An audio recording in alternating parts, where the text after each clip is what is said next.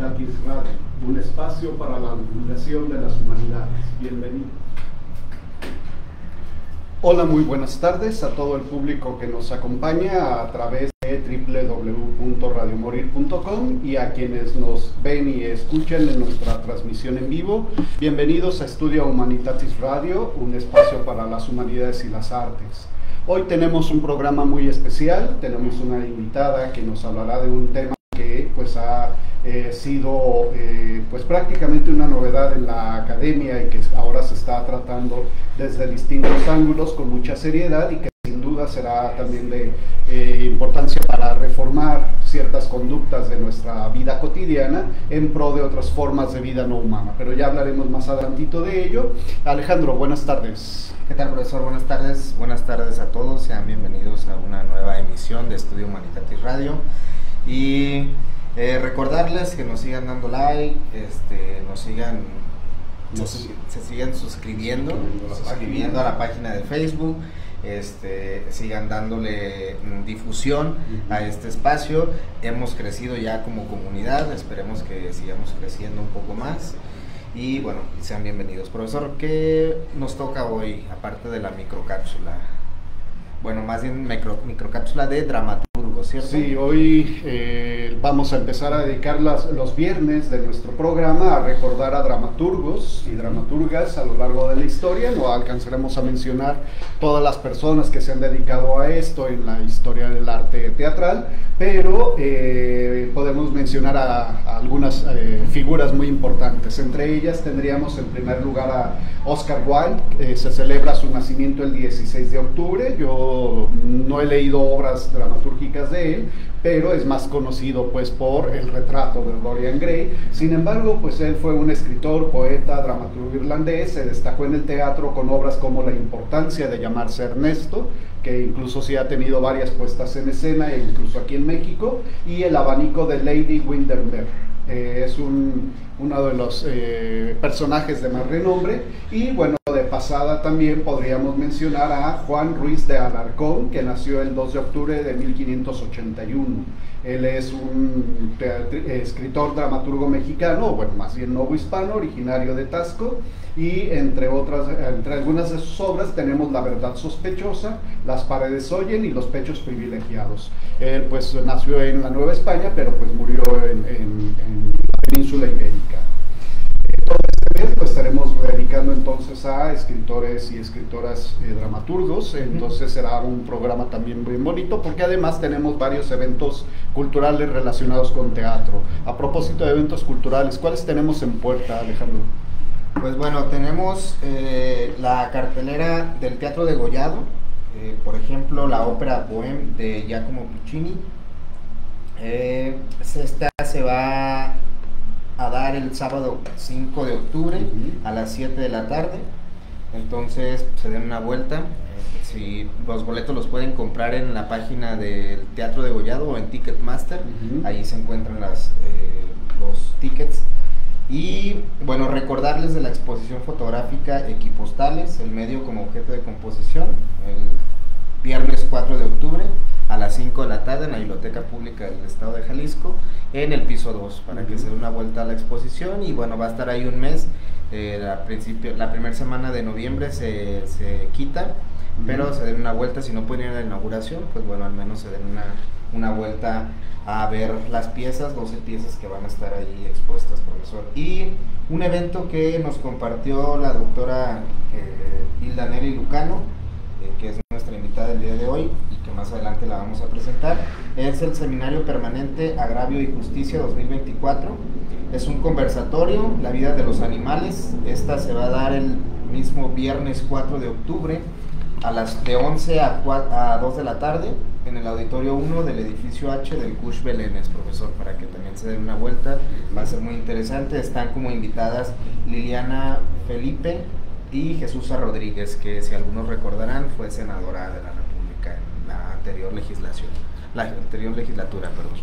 Y bueno, esos son los eventos culturales, profesor. Muy bien, pues ahí está, y en las próximas emisiones traeremos menciones de otros eventos culturales para que estén pendientes.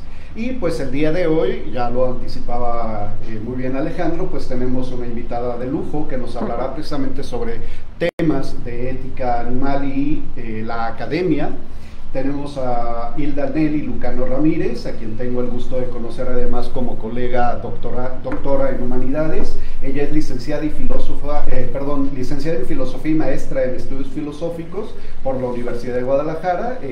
Fuimos compañeros de generación en el doctorado en Humanidades, también por la Universidad de Guadalajara. Tiene una amplia trayectoria en este tema en el que vamos a estar entrevistándola, porque pues ella es directora del proyecto universitario Animales y Praxis, encargada de enlace académico y activista de la Organización Internacional No Gubernamental Igualdad Animal, y pues ha escrito varios artículos y libros precisamente sobre este mismo tema. Solo por mencionar uno: A favor de los animales, fragmentos filosóficos contra el especismo. Doctora Nelly Lucano, bienvenida. Bienvenida. Muchas gracias, gracias por el espacio. Pues bien, este es un tema que ha llamado además la atención, porque desde que salió el aviso del programa en Facebook, pues ha estado teniendo varios likes y ha generado expectativa. A propósito, Saúl de Lea le manda saludos y dice que ojalá traigan, supongo que se dirige ahora a nosotros, traigan pronto a estudiantes de Animales y Praxis. Pues este será un espacio también como de plataforma para distintas voces, y serán también bien recibidos en este programa. Y pues bueno, a propósito del tema que nos ocupa, doctora Lucano, queríamos preguntarle si nos pudiera dar como de manera sintética una idea de cómo surge esta inquietud por una ética ahora sobre o de los animales, y si se pudiera definir qué es esta ética de los animales, por favor. Muy bien, bueno, si estamos hablando de ética como tal, pues ya sabemos, es la reflexión filosófica en torno a cuestiones morales, y está encaminada hacia los animales no humanos. Se gestó desde tiempos muy antiguos. Estamos hablando que Pitágoras ya tenía una idea sobre la metempsicosis, es decir, la reencarnación de humanos en no humanos y de no humanos en humanos, de tal manera que él prohibía a sus discípulos comer animales, ¿no? Esta tradición es muy importante porque luego la retoma Porfirio, bueno, antes Plutarco en el siglo I, y Plutarco, en un texto muy emblemático que se llama Moralia, tiene 3 tratados ahí dentro sobre los animales. Uno es sobre la inteligencia de los animales, otro es sobre comer carne, y el último es de Grilo, que es un diálogo que escribía como Platón. Pero interesa más el segundo, es decir, sobre comer carne, porque ahí Plutarco esgrime una serie de argumentos que yo diría son sumamente actuales. Solamente hoy le podríamos sumar, ¿no?, todos esos datos, evidencias científicas que tenemos sobre los animales, sobre la alimentación basada en plantas, etcétera, ¿no? Entonces es muy interesante ver cómo desde tiempos tan antiguos ya se planteaba esa idea de si teníamos o no deberes hacia los animales, ¿no? Incluso el mismo Plutarco tiene por ahí algunas controversias con los estoicos, principalmente con Crisipo, que es uno de los grandes representantes de los estoicos, porque los estoicos decían que no teníamos deberes hacia los animales, ¿no? Entonces había un debate, es decir, el tema era digno de ser asumido, ¿no?, dentro de las escuelas, ¿no? Y en el siglo III tenemos a Porfirio de Tiro, que él sí escribe un tratado total, se llama Sobre la abstinencia, y ahí también nos vuelve a esgrimir una serie de argumentos en torno a por qué tenemos deberes hacia los animales, pero él toca un tema muy importante, que es el tema de la justicia. Es decir, para él no es una cuestión solamente moral, sino es una cuestión de justicia, ¿no? Entonces, yo a grandes rasgos siempre he dicho que la ética animal engloba a la ética humana, porque somos animales también. Entonces, somos una especie que hacemos una ética para humanos, pero también hacemos éticas para los no humanos, es decir, esa relación, ¿no?, que mantenemos con otros no humanos. Entonces, yo diría que la ética animal engloba todo, y más bien, porque muchas veces se piensa que la ética animal es parte de la ética humana, ¿no? Yo diría que es al revés, porque somos todos animales. Esto que nos acaba de comentar entonces me hace pensar que más bien ha habido como una confusión ahí de los términos, sobre todo porque pues en la tradición posterior a estos autores generalmente se suele pensar a los animales como en un estatus o en una clase distinta de la clase humana, y en ese sentido como que de repente perdimos como de pista precisamente a los animales animales. Entonces, eso me remite a otra pregunta. Eso sería entonces estos temas que están trabajando precisamente desde en su experiencia, es como una especie de resurgir, de retomar esta idea de que la ética es una ética más bien de animales y la ética humana forma parte, es un subgrupo. Entonces hay un renacer. ¿Por qué de repente se da este resurgimiento entonces de la ética en este sentido y en favor de los animales no humanos?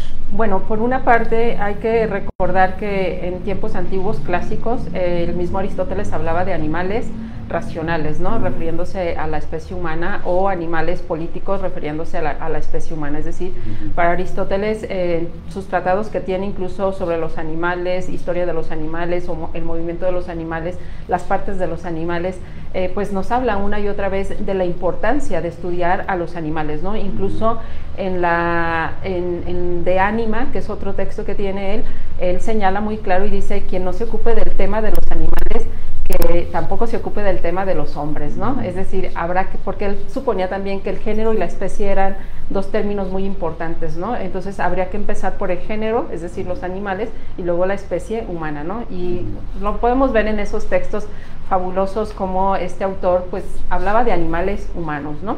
Y lamentablemente con el periodo del cristianismo pues viene a hacer ese rompimiento, ¿no?, entre lo humano y lo animal, porque los cristianos suponían que los animales no tenían un alma inmortal como si la tenían los humanos, y entonces se comienza a hablar incluso ya del término de persona, y hablamos ya de las personas y los animales, ¿no?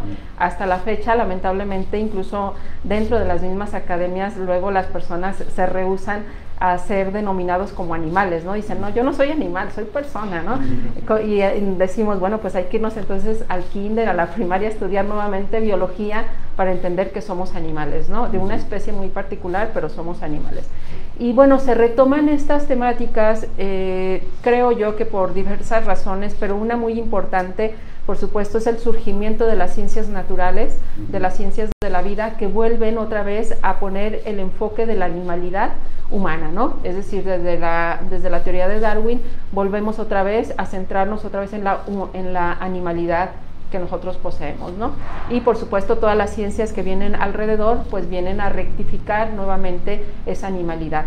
Y otro factor sin duda muy importante es que estas ciencias nos empiezan a evidenciar que los animales son seres sufrientes, son seres sintientes, son seres afectivos, emotivos, con conciencia, ¿no? Tenemos una declaración de Cambridge y una declaración de Nueva York de neurocientíficos, neuroanatómicos, neurofisiólogos, que nos dicen: los animales tienen conciencia, incluso aquellos que no poseen un neocórtex como el nuestro pueden tener conciencia, como pueden ser los pulpos. Y eso pues nos viene otra vez ahora a señalar, ¿no?, qué estamos haciendo en esa relación que hemos cosificado a los animales, que ya los había objetivado el derecho, pero que nosotros ahora los cosificamos y los usamos como meras mercancías, cuando en realidad son seres sintientes con capacidades pues distintas a las nuestras, pero que merecen ese respeto, ¿no?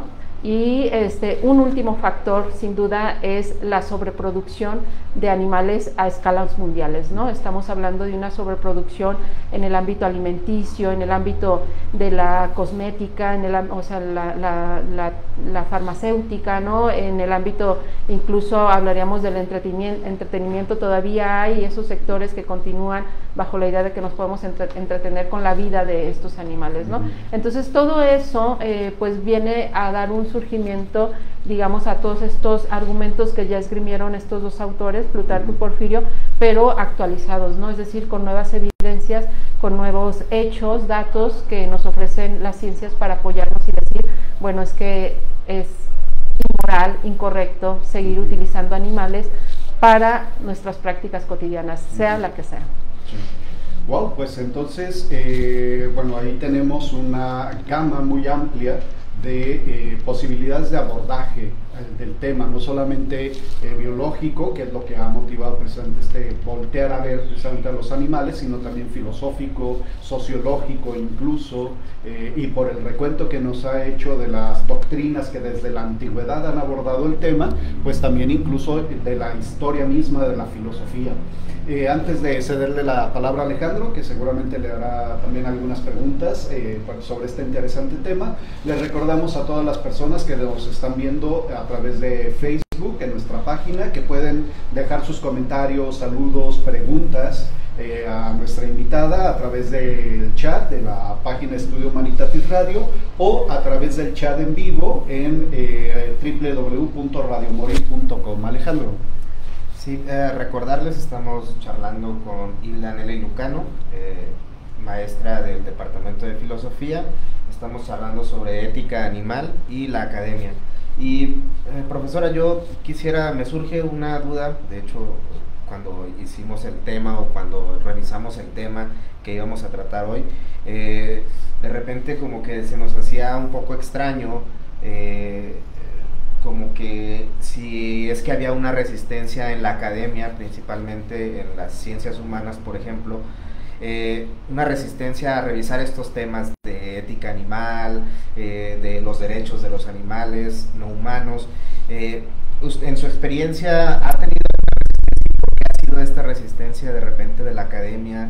Después, antes no había tanta información, quizás no había tantos cursos o seminarios, etcétera. No sé si nos podría platicar un poco de esta experiencia que ha tenido usted. Claro, sí, efectivamente, sin duda, todas las instituciones han tenido como base una ideología que yo le llamo humanocéntrica, donde se han posicionado para esgrimir, ¿no?, esa jerarquía sobre los animales no humanos. Entonces, la academia no ha sido indiferente a esto, también ha estado por ahí. Y bueno, esto yo me doy cuenta principalmente por la historia de la filosofía, como filósofos de renombre, como puede ser Rousseau, Kant, Hume, ¿no?, Voltaire, digo, por citar algunos, Michel de Montaigne, entre muchos otros, hablaron en torno de nuestros deberes hacia los animales, pero cuando leemos esto dentro de la academia decimos, bueno, ahí ya el filósofo como que ya resbaló y ya no, ¿no? Sin embargo, era parte. Cuando nosotros revisamos su estructura sistemática de su teoría, nos damos cuenta que era parte fundamental llegar al tema de los animales, ¿no? Y vuelvo a insistir, entonces hay un rechazo, pues, a estas temáticas, a estas responsabilidades. En el caso particular, pues te diría que por supuesto, ¿no? Yo me titulo en la licenciatura con una tesis sobre animales. Y pues fue así como que esto no es filosofía, ¿no? Algunos profesores eso me dijeron, esto no es filosofía. Afortunadamente tuve el apoyo de mi director, que me dijo, esto es filosofía y lo vamos a defender, ¿no? Y creo que eso me ayudó bastante porque yo dije, bueno, voy a mostrar aquí en la academia que esto es filosofía, y de ahí surge este libro posterior que habla acerca un poco de esta historia, ¿no?, donde diferentes filósofos tratan la temática sobre los animales, nuestros deberes hacia los animales, y posteriormente pues me ajusto a una idea muy particular que es una idea marxista sobre el valor de uso y valor de cambio, una teoría sobre las mercancías que pues es muy ad hoc al tema de los animales no humanos, ¿no? Ya te diría que en la maestría ya hubo menos resistencia, sí, incluso pues había ya profesores también de renombre ahí en la institución que pues decían, es que esto sí es ética animal, porque ya habían leído a algunos europeos, algunos anglosajones, ¿no? Entonces ya decían esto sí, ¿no? Y en el doctorado pues ya un poco menos, ¿no? Creo que ya ahí fue más sencillo, creo yo. Sin embargo, pues siempre están las rencillas, ¿no? Es decir, pues no sabemos si esto es o no es, ¿no? Es como un cierto desprecio, pues, por la temática, pero me parece que hay una ignorancia muy, muy grande dentro de la academia sobre la temática, y en realidad es un tema muy serio, ¿no? Un tema que tiene argumentos muy sólidos, muy vastos, incluso diríamos que requerimos ahora de diferentes ciencias para poder avalarla, ¿no? No podemos decir nada más, ay, pobrecito de los animales, hay que cuidarlos, no. Tenemos deberes hacia ellos por diferentes argumentos filosóficos, pero también por diferentes datos en la salud, en la ecología, en la sintiencia de los animales, en la conciencia, etcétera, etcétera, ¿no? Bien, eso me hace pensar a propósito de las resistencias que no es solo el hecho de mirar como despectivamente el tema como no filosófico, sino ni siquiera que se pueda hacer un abordaje filosófico sobre el tema de la relación animales humanos, animales no humanos, ¿no? Como que hay un rechazo casi como de entrada. ¿Por qué? Porque a lo mejor hay más prejuicios, más confusión en los términos. Y antes de leer una pregunta, o tal vez mejor, si le parece, le hago la pregunta que hacen en Facebook. Le pregunta Saúl de Lea: ¿qué papel tuvo Peter Singer en su estudio en el tema de los animales no humanos? ¡Qué maravilla! Bueno, Peter Singer en realidad fue quien me abrió las puertas a la temática, ¿no? Yo todavía era estudiante de la licenciatura cuando pues llega a mis manos este libro, ¿no? Vi ahí en la biblioteca Liberación Animal y dije, pues, ¿qué es esto de liberación animal, no? Y pues empiezo a leer a este autor. Antes de terminar con el libro, yo ya era vegetariana, pero antes de terminar con el libro, pues digo, ya no es posible usar a los animales en otros ámbitos, ¿no? Como el consumo de huevo, el consumo de leche, porque también son industrias muy crueles, y entonces abandoné eso, ¿no? Peter Singer, digamos, fue esa puerta que me posibilitó estar incluso ahora aquí, ¿no? Hablar de mi vida es hablar de los animales, y entonces Peter Singer, diríamos, fue mi gran aliado en aquel entonces, ¿no? Bien, bien. En esto que nos ha estado narrando en estos minutos, pues han salido términos, bueno, no han salido, pero me hacen evocar términos como especismo y antiespecismo. Para el público que nos está escuchando y que a lo mejor no está tan familiarizado con estos términos, ¿qué significa cada uno? Y sobre todo, supongo, esta idea del antiespecismo, cómo nos orienta, cómo se enlaza precisamente con una ética de los animales no humanos. Sí, bueno, a grandes rasgos el especismo, y así de manera muy sencilla diríamos que es la discriminación por especie, ¿no? Han existido diferentes discriminaciones a lo largo de la historia. El sexismo, por ejemplo, es una discriminación por sexo, ¿no? Y entonces surge el machismo, el patriarcado y muchas otras ideologías.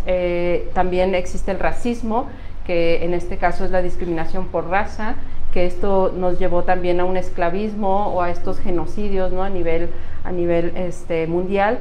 Y en el caso del especismo, pues es la discriminación por especie. Si nos fijamos, las tres son cuestiones biológicas, es decir, el color de piel es una cuestión biológica, el sexo es una cuestión biológica, la especie también es una cuestión biológica, y entonces las tres resultan totalmente arbitrarias.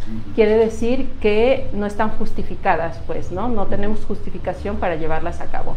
Incluso podríamos decir, bueno, en el caso de los animales no solamente es una cuestión biológica, sino también es una cuestión del uso que hacemos de ello, ¿no? En el caso de las mujeres o de los esclavos o de cualquier otro sector que ha sido marginado, de alguna de otra manera cumplen la misma función que los animales, es decir, hacemos una discriminación porque estamos obteniendo intereses de esa discriminación, de esa jerarquía, de esa opresión, ¿no? Así como la tuvieron los machistas o el patriarcado, y así como lo tuvieron los esclavistas, diríamos, también nosotros estamos teniendo intereses, ¿sí? Nos estamos beneficiando de ellos y permanece esa explotación, esa opresión hacia los animales. Son las mismas pautas, son las mismas lógicas. Entonces, cuando utilizamos, que el recurso de la lógica es muy interesante en el ámbito también de la ética animal, nos basamos en las mismas premisas y llegamos a la misma conclusión. Entonces, por eso hablamos de especismo como una discriminación hacia, en este caso, diríamos un sector que no puede defenderse, no puede luchar, y por lo tanto tenemos, en términos kantianos, mayores deberes hacia ellos, ¿no? Porque nos deshumanizamos al ser crueles hacia los animales.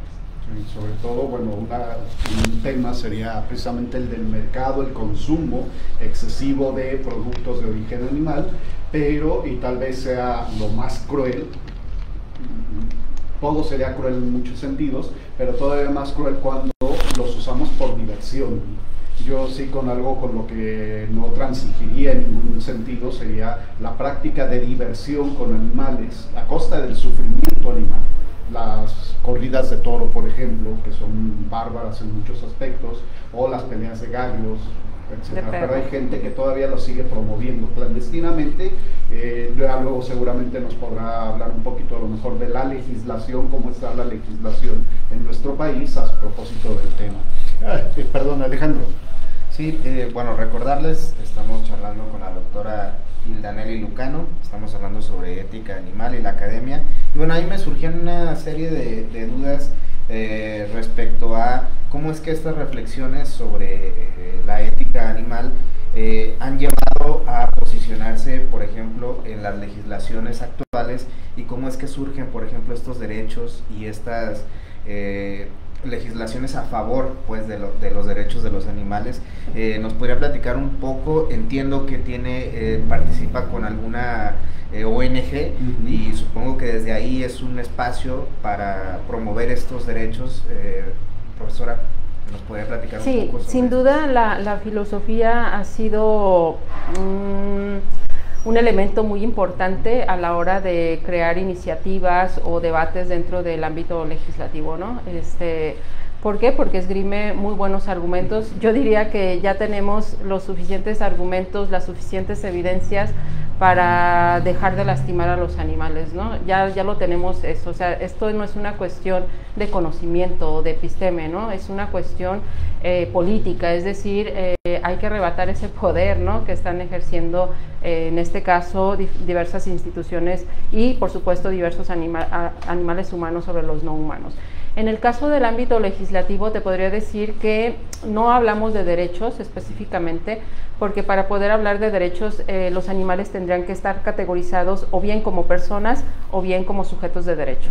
Nosotros los mexicanos estamos categorizados como personas en toda la Constitución. Seamos niños muy pequeñitos o ya muy adultos, seguimos siendo personas, ¿no? Entonces habrá que categorizar de esa manera a los animales o como sujetos de derecho. A veces el concepto de persona es muy problemático porque desde tiempos romanos, los romanos señalaban que las personas eran aquellos que tenían deberes, pero también derechos, ¿no? Hablamos del pater familias, por ejemplo, y entonces los animales obviamente nunca van a tener deberes, es decir, obligaciones jurídicas, ¿no? Pero sí tienen derechos como los niños pequeños, como los altos deficientes mentales que no tienen obligaciones, ¿no? Entonces, si hablamos del término sujeto de derecho, que es un término un poco más moderno, diríamos, pues sí podrían esgrimir ese tipo de derechos, ¿no?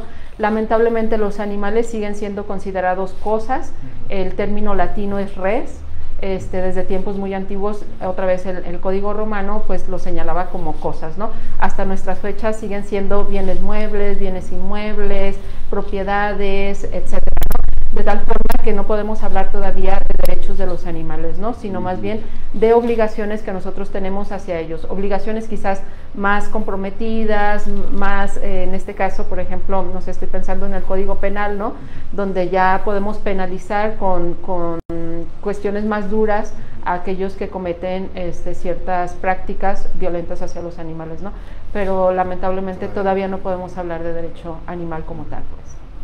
Entonces involucra eso un tanto mover la conciencia de las personas, ¿no?, para que sean conscientes de que hay una legislación que protege a los animales, pero que no deberíamos en nuestras conductas depender de que la ley nos diga que tenemos que ser respetuosos con una forma de vida. Yo escuchaba hace unos días una noticia que se dio, creo, aquí en Guadalajara, de una señora que arrastró por varias cuadras con su automóvil a un animalito.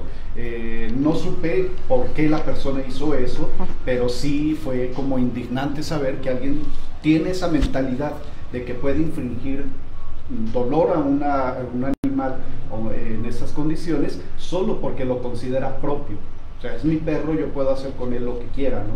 Entonces, ¿en qué medida es posible, o desde qué ámbitos es posible como iniciar en este proceso de cambio de conciencia en las personas? Sí, sin duda el derecho puede ayudarnos, ¿no? Puede ayudarnos en legislaciones. Sin embargo, pues como tú bien dices, no hay que atenernos al derecho, porque el derecho muchas veces puede ser sumamente injusto, ¿no? Ya Hans Kelsen nos lo evidenció muy bien, cómo el derecho no tiene el ámbito de la justicia per se, ¿no?, porque hablaríamos de moral. De esta forma, entonces, diríamos, pues, un cambio total de civilización, ¿no? Un cambio total donde ya no veamos a estos animales como nuestras propiedades, sino como sujetos que tienen sus propias vidas y que por tener sus propias vidas, mundos subjetivos internos, pues merecen respeto, los entendamos o no, tengamos, se parezcan a nosotros o no, nos gusten o no, son dignos de ese respeto, ¿no? Y bueno, en el caso particular que tú estás mencionando, pues no es de extrañar porque otra vez, como la Constitución sigue hablando de animales como cosas, lo que sucedía con los esclavos en tiempos romanos eran cosas, eran res, y el dueño podía matarlos, pues sí podía matarlos, podía violentarlos, sí podía violentarlos. Entonces lo que hace el derecho romano es crear leyes anticrueldad hacia los esclavos, y era una manera de regular, ¿no? Es lo que estamos viviendo en el caso de los animales, ¿no? Se crean leyes anticrueldad para regular la práctica humana, ¿no? Este tipo de prácticas como tú estás señalando.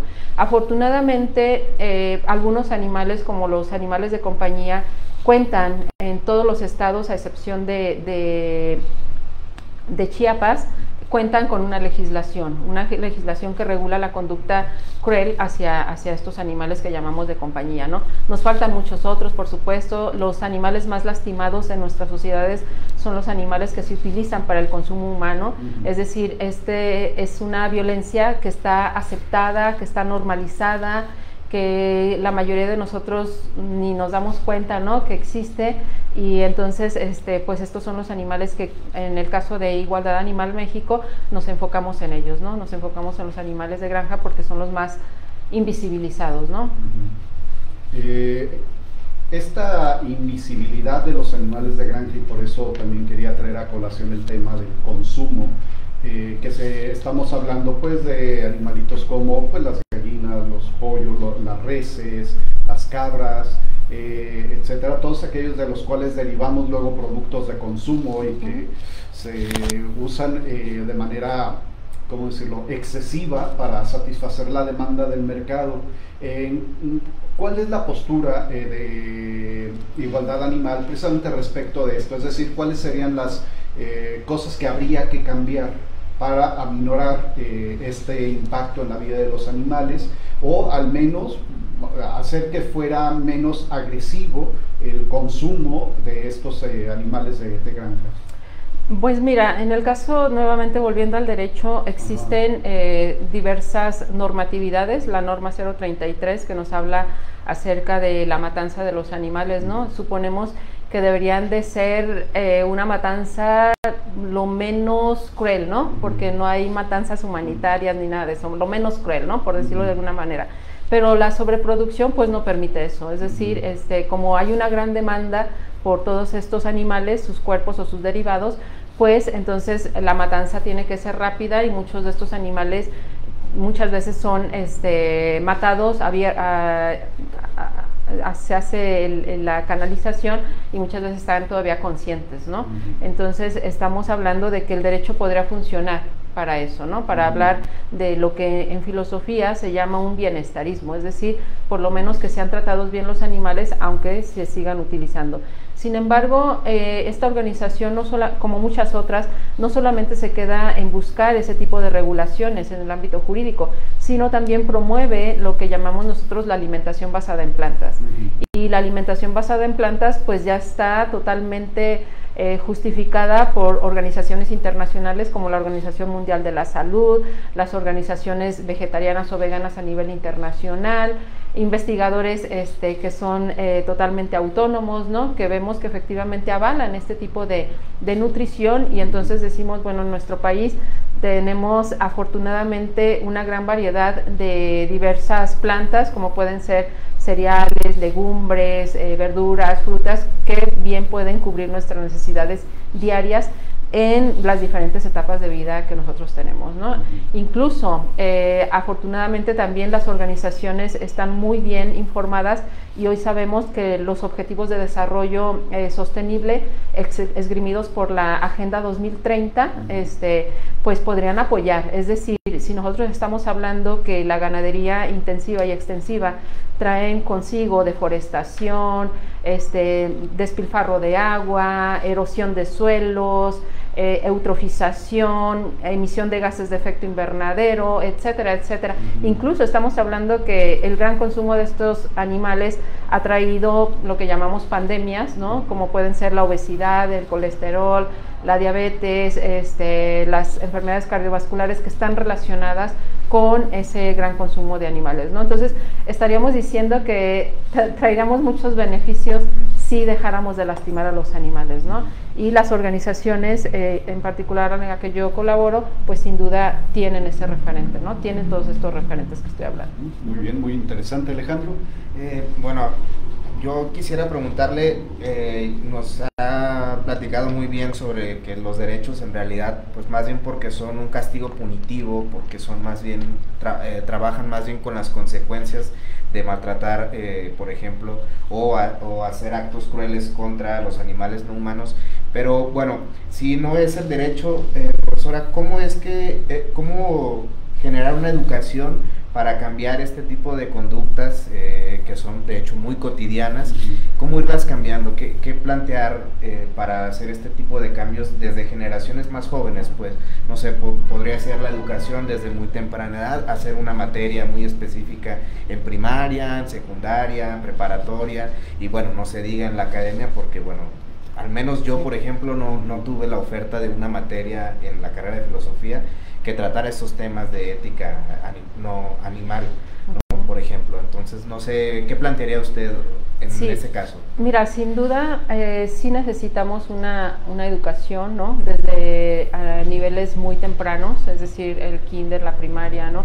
Ahorita tenemos un proyecto de investigación donde nos estamos enfocando en niños de primaria, y la idea es vincular, también con mamás vamos a trabajar, la idea es vincular la violencia doméstica, la violencia de género y la violencia animal, es decir, cómo están relacionadas y por qué pues esto va a traer consecuencias sociales negativas de llevarlas a cabo, ¿no? Alguien que nos ayuda bastante es Rousseau en el Emilio, cuando dice que Emilio está en una temprana edad, le dice cómo hay que educarlo, ¿no? Y le dice, bueno, a Emilio hay que educarlo en la solidaridad, en la empatía hacia sus iguales, y dice, sus iguales son los animales no humanos, ¿no? Incluso dice, tiene que llevar una dieta vegetariana. Rousseau era vegetariano, ¿no? Y decía él, bueno, si nosotros educamos desde el ámbito privado, es decir, desde la esfera privada, en la compasión, en la justicia, en la solidaridad, dice, pues cuando Emilio crezca y salga a la esfera pública, pues va a ser solidario, empático, ¿no? Y justo, ¿no? Esta práctica no la hemos llevado a cabo a nivel social, sin embargo, creo que sería muy interesante, pues, llevarla a cabo, ¿no? A ver qué tanta razón tenía Rousseau. Yo creo que sí la tenía, ¿no? El mismo Immanuel Kant se refería a Rousseau como el Newton de las ciencias sociales, ¿no? Porque pues era un grande en las ciencias sociales, y creo yo que lamentablemente más bien a nosotros nos educan en la irresponsabilidad, en el egoísmo, en la falta de empatía hacia los animales, y salimos a la esfera pública y pues tenemos sociedades sumamente agresivas, violentas, indiferentes, ¿no? Demasiado, ¿cómo decirlo?, parcializadas, pues, ¿no? Donde yo solamente me ocupo de mis problemas y no me interesan los problemas de los demás, ¿no? Creo que la idea de Rousseau sería interesante. Esa es una. Otra que a mí me gusta mucho promover es la idea de las redes a nivel base, ¿no? Es decir, el activismo dentro de diferentes lugares, espacios públicos, incluida la academia, por supuesto, ¿no? Y eso ha funcionado muy bien porque también luego la gente que no tiene a lo mejor muchas habilidades para hacer lecturas profundas, ¿no? Con simples palabras, argumentos sencillos, muchas veces cambian, ¿no? O por lo menos tienen esa apertura de decir, bueno, creo que sí hay algo mal aquí, entonces hay que irlo cambiando, ¿no? En el caso de la academia ya es particularmente, pues sin duda es también continuar, ¿no? Abriendo estos espacios y darles la seriedad que tienen, porque vuelvo a insistir, muchas veces están sumamente ridiculizados y se dice ética animal o algo animal y, ay, ¿qué es eso? No, eso no, ¿no? Cuando en realidad pues es algo muy serio, algo que tenemos que estar tratando. Porque involucra sobre todo una concepción diferente de la justicia, porque generalmente, y creo que usted lo ha expresado muy bien hace unos minutos, generalmente pensamos en que la justicia solamente debe darse entre pares, que el derecho debe ser la base para poder conciliar las diferencias entre pares y lograr una convivencia entre pares, pero ¿qué pasa con aquellos seres que no consideramos nuestros pares? El problema está también, y creo que lo dijo usted muy claramente, en esa consideración de los animales no humanos como en un nivel inferior. Y creo que también otro punto importante, y me llama mucho la atención que ha habido, junto con lo que usted acaba de mencionar, muchas voces que han hablado en favor de la empatía, del considerar al otro como un digno de ser semejante a mí, aunque no se parezca o no piense o no hable como yo hablo, ¿no? En ese sentido, esta idea de la empatía, para no moverla o reducirla solo al plano de la mera afectividad o emotividad de, siento compasión por, sino más bien un considerar, caray, es que es un ser que siente, que aunque no piensa o no habla como yo hablo para evidenciar su pensamiento, de alguna manera tengo que considerar que es un ser sintiente. Y un tantito como regresando, aparte de Peter Singer, que ya mencionó, quería preguntarle si nos pudiera mencionar algunos otros autores, autoras, no solamente del exterior, sino principalmente mexicanos, como para darnos una idea de, en nuestro contexto filosófico mexicano, aparte de, claro, usted que se ha dedicado a estos temas, ¿qué otros pensadores, pensadoras se han movido precisamente a tenor del tema de ética animal? Bueno, esta última pregunta comienzo con ella. Tenemos a Alejandro Herrera Ibáñez. Alejandro es un filósofo analítico, lógico principalmente, pero ha llegado al tema de los animales. Él se encuentra en la UNAM, si no mal recuerdo ya es jubilado, pero bueno, está ahí, acaba de sacar un libro muy interesante que nos habla de la ética ecológica, la ética animal y la ética humana, es decir, hace esa conexión, ¿no?, en este texto.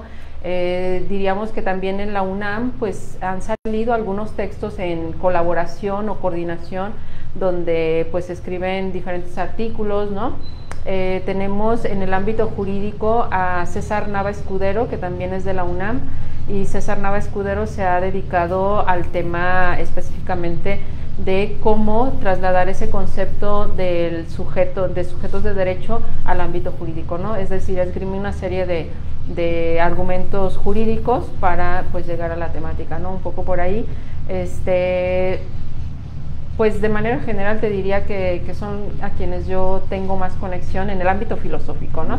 Ya en ámbitos de otras índoles, pues sin duda te podría decir que hay muchísimo más, ¿no? Hay muchísimo más. Muy bien. Perdón, antes de darle la palabra a Alejandro, hay otra pregunta también de Saúl de Lea, a quien le agradecemos los saludos y que pues esté teniendo presencia en la emisión del programa. Le pregunta, ¿cómo se relaciona la opresión que sufren las mujeres y los animales no humanos? Y otra pregunta más, dice, ¿podría hablarnos un poco del feminismo antiespecista? Claro. Bueno, en el caso de la exclusión que se hizo hacia nosotras, que llamamos patriarcado, pues el patriarcado también ejerce una opresión hacia los animales. ¿Cómo se relaciona esto? Bueno, en el caso particular de las mujeres, creo que lo conocemos la gran mayoría, sabemos que pues a lo largo de la historia el centro era el antropos, es decir, el hombre libre, ¿no? Quien creaba ideas, quien creaba política, quien creaba leyes, ¿no? Y entonces pues a la mujer siempre quedaba relegada al ámbito de la esfera privada porque era considerada parte de la naturaleza, ¿no? Y a la naturaleza había que someterla, había que, pues sí, eso, ¿no? Y en el caso de los animales, desde tiempos muy antiguos, el consumo de carne tenía la ideología de que eso iba a dar poder, iba a dar fuerza y estatus, ¿no? De tal manera que entonces el movimiento patriarcal, mejor dicho, la ideología patriarcal, pues suponía que mujeres y animales tenían que ser oprimidos, ¿no? Tenían que ser utilizados. ¿Y cómo se relaciona? Bueno, si nosotros pensamos en el patriarcado, específicamente sus grandes formas de evidenciarse pues son la apropiación de cuerpos hacia las mujeres, pero también hace apropiación de cuerpos hacia los animales, ¿no? Hablamos de una opresión hacia las mujeres, pero también una opresión hacia los animales. Hablamos de una explotación hacia las mujeres y también hacia los animales. Y de una jerarquía, ¿no? Una jerarquía donde se ve siempre superior a las mujeres, pero también superior a los animales. Incluso diríamos que en el caso de las sufragistas, primeras sufragistas del siglo XIX, las norteamericanas y principalmente las británicas, ya eran vegetarianas. y eran vegetarianas porque se dieron cuenta que era una forma patriarcal el consumo de carne, ¿no? Incluso estaban en contra de la vivisección de aquel entonces, de tal manera que entonces ya empieza a haber una conexión. Yo me gusta indagar luego en estos términos y cosa curiosa, femina, el término latino involucraba también a otras hembras de otras especies, es decir, hablamos de la femina porcus, que era la cerda, pues, ¿no? Y cuando vamos revisando eso, pues decimos, es que las luchas están unidas, ¿no? Y ahí viene el tema del feminismo antiespecista, ¿no? Que yo diría es el feminismo, no es que tenga que haber feminismo y otras variantes, ¿no? Yo estoy plenamente convencida de que si estamos en contra del patriarcado, tenemos que estar en contra de la opresión hacia otros animales, porque no es posible que hablemos de estar en contra de la opresión, de la exclusión, de la apropiación de cuerpos y yo llevar a cabo esas mismas prácticas con otros seres, ¿no? Entonces creo que el movimiento feminista es especista, es decir, es lo mismo, pues, nada más que muchas veces queremos desconectarlo, ¿no? Tiene sus variantes, enseguida le doy la palabra a Alejandro, porque esto que decía me hace pensar en el tráfico sexual de mujeres, que se da también en el tráfico sexual de hembras para la procreación y la generación de animalitos, ¿no?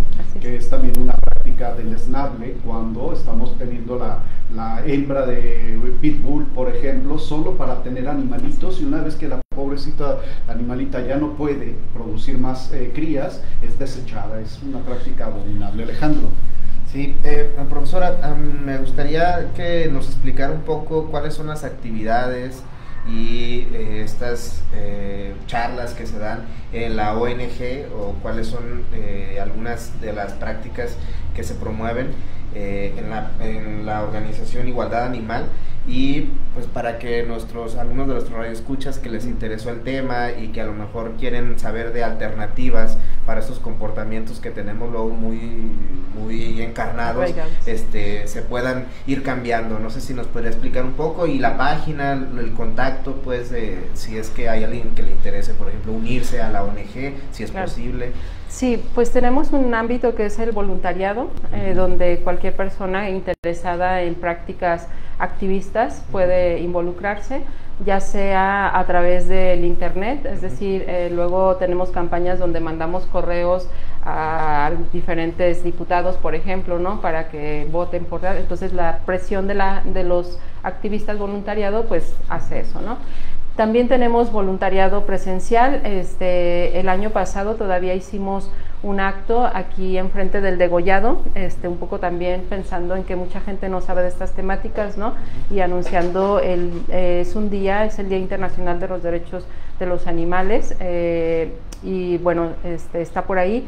Pero también tenemos servicio social y prácticas profesionales, que es donde yo estoy enfocada. Y pues la idea es que las diferentes áreas de diferentes disciplinas vayan y lleven a cabo sus conocimientos a favor de los animales, ¿no? Es decir, hemos tenido abogados, filósofos, de relaciones internacionales, sociólogos, del CAP, que es un centro de audiovisuales, de cine y esas cosas. Entonces hemos tenido a diferentes estudiantes de diferentes áreas y pues están las puertas abiertas, ¿no?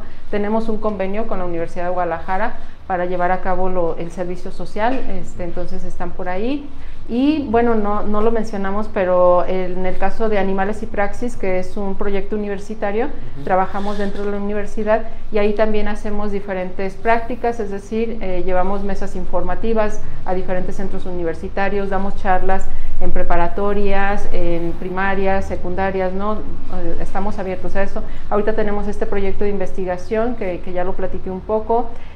Pues escribimos en redes sociales, subimos recetas, ¿no? Igualdad Animal también tiene una sección que se llama Love Veg o Amor Vegano, como lo podemos entender, ¿no? Donde Katia Ramírez está a cargo de esto, y la verdad, cuando nosotros vemos todas esas infinidad de recetas para poder llevar a cabo una alimentación basada en plantas, pues nos damos cuenta que pues es un mero capricho el seguir alimentándonos de los cuerpos y de los derivados de otros animales. ¿Nos podría pasar la página? No sé si hay página, un contacto, alguna página de Facebook o algo así. Sí, por supuesto, es Igualdad Animal México, así como tal nos pueden encontrar, porque es una organización internacional y estamos en 8 países, entonces hay que ponerle México para que estén las actividades específicas de aquí. Pues bueno, ahí a quien esté interesado, también en las prácticas y servicios, estudiantes que seguramente nos escuchan, bueno, ahí está una alternativa también. Sí, sí, sí, y sobre todo porque en este ámbito, o en este tema, pues no importa si eres filósofo o no, si eres literato o no, es decir, te puedes incorporar porque tus habilidades también en el campo de las humanidades, y eso es en parte lo que va mi comentario, más que una pregunta, es que pues este tema puede impactar de lleno a muchos ámbitos dentro de las humanidades, no nada más la filosofía desde el plano propiamente argumentativo, desde el jurídico, con esta cuestión de la legislación, sino también otros ámbitos de las humanidades. ¿Cuáles serían algunos de esos otros ámbitos? Por ejemplo, alguien que esté en letras, que esté estudiando letras hispánicas, o alguien que esté estudiando, no sé, alguna otra área de las humanidades, ¿cómo se podría vincular los conocimientos, las habilidades de comunicación, por ejemplo, que pueden desarrollar ahí para integrarse a este voluntariado, por ejemplo, de Praxis Animal? Bueno, si estamos hablando en el servicio social, todos los estudiantes hacen un proyecto de investigación y este proyecto de investigación incluso puede ser una tesis, se puede traducir en una tesis. Y eso ha sido bien interesante porque 3 de nuestros de servicio social se han titulado con el proyecto, ¿no?, que han realizado con nosotros. Entonces, esa es una posibilidad. Pero otra posibilidad, por supuesto, es dentro de comunicación, por ejemplo, quien lleva a cabo literatura, pues quizás puede escribir algunas cosas o ayudarnos, ¿no?, a revisar los textos, que estén bien escritos, que tengan una pues claridad, ¿no?, a la hora de expresarse, no lo sé. En realidad todos podemos hacer muchísimas actividades o tareas dentro de la organización, porque vuelvo a insistir, no estamos solamente en México, sino también estamos en otros países y a veces necesitamos, por ejemplo, traductores, ¿no? Y entonces alguien que viene y está en idiomas, pues puede hacernos traducciones quizás de algunas legislaciones o de algunas normatividades que para nosotros quizás es más difícil, ¿no?, tener que llevar a cabo este tipo de pues prácticamente estamos ya casi al cierre de nuestro programa, no sin antes 2 cosas. La primera de ellas, les recordamos al público que nos está siguiendo a través de nuestra transmisión en Facebook, que el audio de este programa se va a retransmitir el próximo viernes 4 de octubre en la hora habitual del programa Estudio Humanitatis Radio a las 6 de la tarde por www.radiomorir.com. Esta ocasión transmitimos el video por Facebook, dada la situación pues de agenda de nuestra invitada, que pues justo el día 4 lo tiene ya ocupado con actividades a propósito precisamente de estos foros que ya les anunciábamos, pero el día 4 se va a retransmitir el audio a través de la plataforma de la estación, repito, www.radiomorir.com.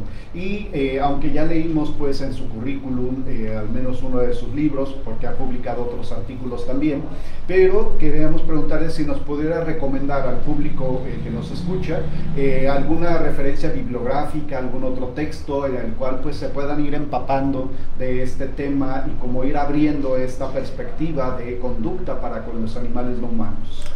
Sí, pues sin duda este texto de Peter Singer que escribe en el 75, que es Liberación Animal, es un referente, ¿no? Y es muy sencillo en el sentido de que Peter Singer pues da claridad a sus argumentos en ese texto. Y si interesa una bibliografía más vasta, nos pueden escribir a animalesypraxis@gmail.com y nosotros tenemos ya un drive, una carpeta en drive con muchísimos textos que pues ahora sí, pues que me interesa hablar, no sé, o conocer sobre la clase trabajadora, por ejemplo, los animales como clase trabajadora, pues tenemos algo por ahí, feminismo y animales, ecofeminismo y cómo se relaciona con los animales, no lo sé, es decir, hay, afortunadamente, pues hay una serie de académicos que se han enfocado al tema de los animales desde diferentes áreas, etología, primatología, filosofía, biología, neurociencias, etcétera, legislación, ¿no?